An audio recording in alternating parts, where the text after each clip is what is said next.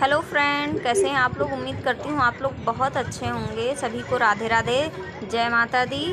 और आप उस दिन एक भैया जी ने मुझसे बोला था, एक वीडियो बनाई थी मैंने कि मेरे बाबा बोल रहे थे कि चक्कियाँ चला रही हो, हाँ साइकिल सीख रही हो, चुप्पे जाओ घर में, चक्कियाँ चलानी है।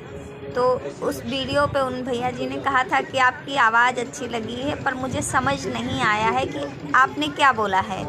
तो भैया जी, मैंने ये बोला था कि जब मैं छोटी थी तो मैं एक बार साइकिल सीख रही थी, तो मेरे बाबा, सगे बाबा तो नहीं थे हमारे, उनकी डेथ हो गई थी, पर उनके जो छोटे भाई थे वो ज़िंदा थे। तो वो बोले कि अभी तुमको सिखाते हैं साइकिल, चुपचाप घर जाओ, चक्कियाँ चलानी है तुमको शादी के बाद, और तुम साइकिल सीख रही हो।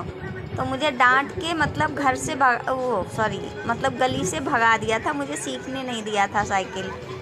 तो यही मैंने वीडियो बनाया था कि मतलब बाबा कह रहे हैं कि चुप पे घरे जा ना, वह मुंह काट ले अब तुम्हारा, मतलब गला काट लेंगे।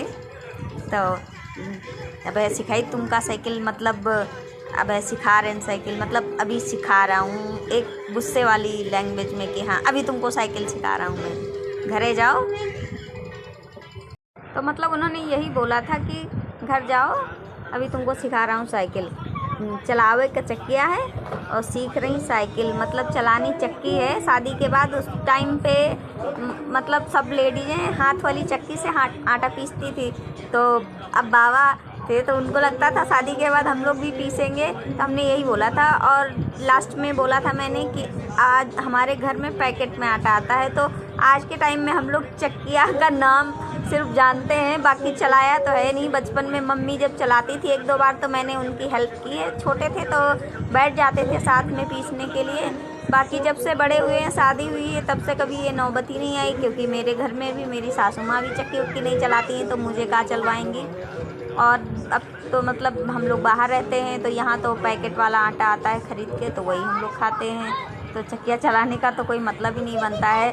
तो बस बचपन की बात शेयर कर रहे थे हम कि मेरे बाबा ने मुझे साइकिल नहीं सीखने दिया था।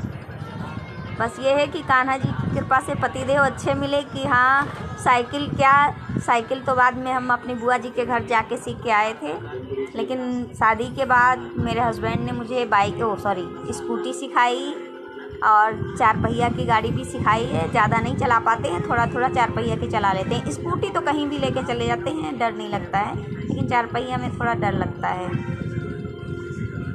तो अगर आप समझ गए हैं कि मैंने उस वीडियो में क्या बोला था तो कमेंट में लिख दीजिएगा, ठीक है, कि मैं आपकी बात समझ गया हूँ। अगर नहीं समझे हैं तो फिर से लिख दीजिए कि मैं समझा नहीं हूँ, तो मैं दोबारा से वीडियो बना दूँगी। 2 बार 3 बार जितनी बार आप बोलेंगे मैं वीडियो बना के आपको समझा दूँगी पूरी बात।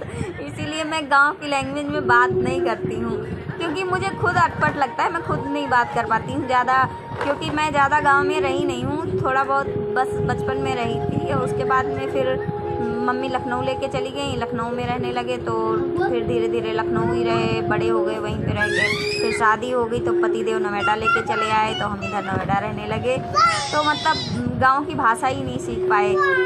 मतलब जानते हैं, सब लोग बोलते थे, हम भी बोलते थे, पहले छोटे थे तो आदत थी, पर अब नहीं है, तो मुझे खुद अजीब सा लगता है। मैं कोशिश करती हूँ बहुत, तब जाके बोलती हूँ। वैसे निकलती नहीं है, मेहनत करने के बाद निकलती है, लेकिन कोई बात नहीं है, आप लोग मैनेज कर लीजिए। अब मेरा छोटा सा ब्लॉग था, वीडियो पूरी देखिएगा और मुझे ज़्यादा से ज़्यादा सब्सक्राइब करिए, शेयर करिए, सपोर्ट करिए प्लीज़। मेरा 100K कंप्लीट करिए, ताकि मैं आप लोगों को अपना एड्रेस बता सकूं, ठीक है। आप लोगों को ब्लॉग मेरा पसंद आया हो तो कमेंट में लिख दीजिएगा, नहीं पसंद आया हो तो कोई बात नहीं, ये भी लिख दीजिएगा आप लोग, ठीक है। Bye bye. बेटा क्यों रो रही हो?